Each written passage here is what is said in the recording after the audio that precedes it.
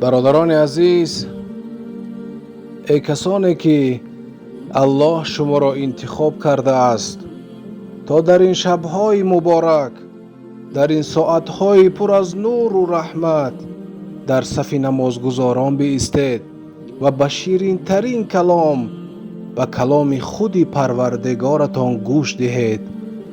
خوش به حال شما، خوش به حال آن پای‌هایی که برای رضای الله ایستاده اند و خوش به حال این گوش‌هایی که به جای موسیقی و سخنان بیهوده به آیات قرآن کریم تشنه اند. شما فکر میکنید که این یک کار عادی است؟ آیا شما گمان میکنید که این تنها یک عادت هر ساله است؟ نه، قسم به ذاتی که جانم در دست اوست، این یک نعمت بزرگ و یک انتخاب الهی است.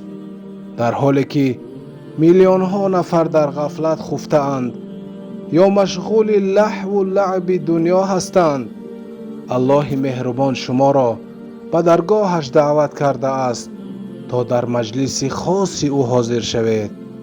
وقتی که حافظ قرآن آیت‌ها را تلاوت می‌کند، بدانید که این صدای حافظ نیست که به گوشتان می‌رسد. این کلام زنده خالق ما و شماست که از پشت 7 پرده آسمان نازل شده و امشب در مسجدها در نزد ما و شما صدا می‌دهند.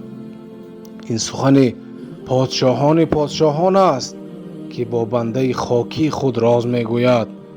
الله متعال بر کتاب پاکش امر میکند: و اذا قرئ القرآن فاستمعوا له و انصتوا لعلكم ترحمون. الله حق سبحانه و تعالی میفرماید و چون قرآن خوانده شود به آن گوش دهید و خاموش باشید، شاید رحمت کرده شوید. توجه کنید برادرای جان، الله نگفت که شاید ثواب یابید یا شاید درجاتون بلند شود، بلکه گفت شاید رحمت کرده شوید. رحمت، آن چیزی که ما از هوا بیشتر به آن محتاجیم. هر یک آیتی که شما با دقت گوش می دهید، باران رحمت الهی بر سر شما فرو می ریزد. هر شب وقتی که شما در نماز تراویح می ایستید، شما تنها نماز نمی خوانید، شما با این آیت ها سفر می کنید. وقتی آیت های جنت را می شنوید، دلتان به شوق می آید و از الله آن را آرزو می کنید. وقتی آیت های عذاب دوزخ را می شنوید، بدنتان به لرزه می آید و از خوف الله به او پناه می برید. وقتی قصه موسی علیه السلام و فرعون را می شنوید، درس توکل و ایستادگی را می آموزید. وقتی که قصه یوسف علیه السلام و صبر او را می شنوید، برای مشکلات خود تسلی می یابید. اگر در این لحظه ها اشک از چشمانتان جاری شد، نگذارید که کسی شما را ملامت کند. این اشک ضعف نیست، این اشک قدرت است. این نشانه آن است که قلب شما زنده است و به کلام پروردگارمان پاسخ می دهد. این اشک ندامت، اشک شوق، اشک خوف و اشک محبت است که گناهان را مثل آب آتش را خاموش می کند. و مژده پیامبر صلی الله علیه و سلم را فراموش نکنید که فرموده اند کسی که با امام نماز بخواند تا آن دمی که امام نمازش را تمام کند، برایش ثواب شب زنده داری یک شب کامل نوشته می شود. الله اکبر، چه تجارت بزرگی!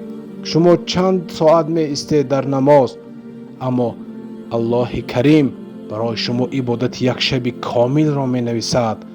پس ای برادر گرامی، این شب‌های باقی مانده را غنیمت شمار.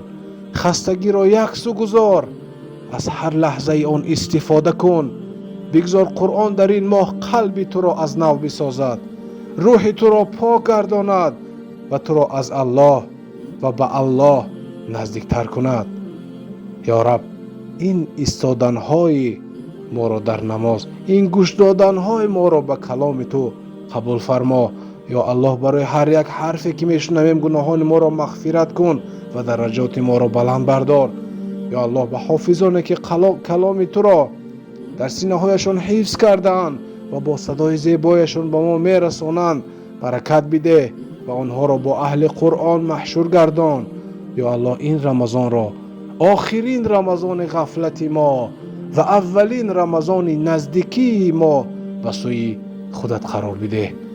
آمین آمین یا رب العالمین.